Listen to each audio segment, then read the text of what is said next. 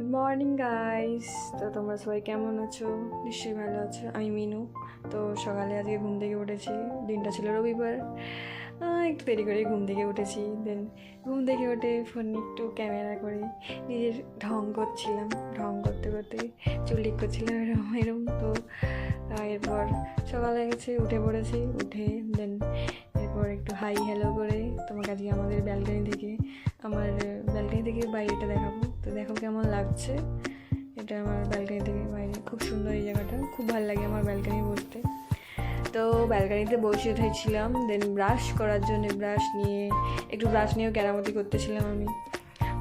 আয়নার সামনে একটু কেরামতি করি, এরপর ওই আর কি। দেন ব্রাশ করে আমি একটু শরবত খেলাম। শরবতে একটু নুন দিচ্ছিলাম, একটু নুন কম হয়ে গেছিলো। দেন আমি নুন দিয়ে ওটা ভালো করে নাড়ছিলাম। দেখলাম যে নুনটা ঠিকই ছিল, ওটা একটু পাতলা পাতলা লাগছিলো এটা। তো তার জন্যে আমি আবার একটু ছাতু দিলাম। দেন ওটা দিয়ে ভালো করে মিক্স করে এরপর আমি খেয়ে নিলাম।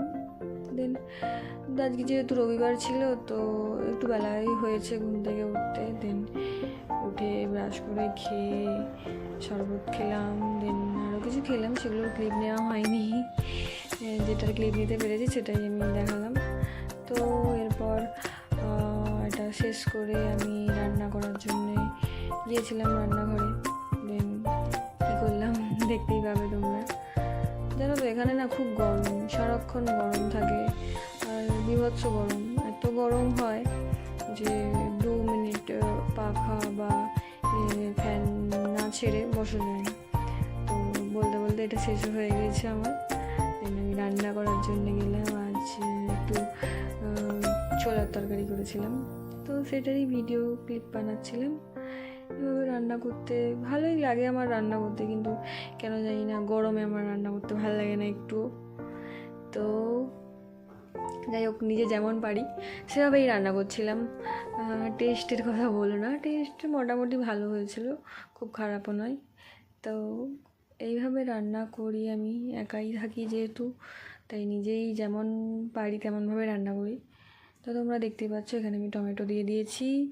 এরপরে আরও মশলা যা যা ছিল দিচ্ছিলাম, দিয়ে ওটা ভালো করে নেড়ে চেড়ে রান্না হচ্ছিল। তো করতে করতে গরমও লাগছিল খুব, যেহেতু এখানে খুব গরম থাকে। দেন মশলা কষা হয়ে গিয়েছে, মশলার কালারটা দেখেছো কত সুন্দর। কিন্তু খুব ঝালও হয়েছিল।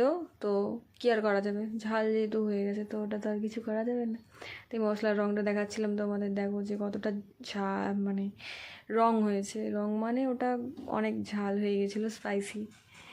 তো যাই হোক, হয়ে গেছে, কিছু তো করার নেই। তাই ওটা ভালো করে নেড়ে চেড়ে আবারও ছোলা আলুটা দিয়ে দিয়েছিলাম।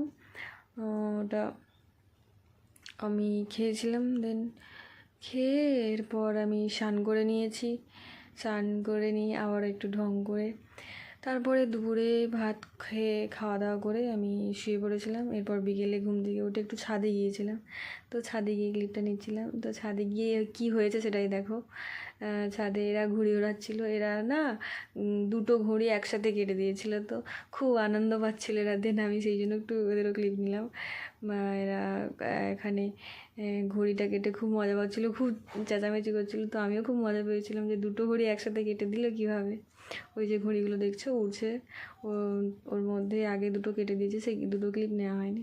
দেন তারপর সন্ধ্যাবেলা একটু আমি ঘুরতে বেরিয়েছিলাম একে নিয়ে। তো দুজনে ঘুরে বাড়ি ফিরে চলে এলাম। এই ছিল তো আজকের ব্লগ। তো ভালো থেকো, টাটা, বাই বাই।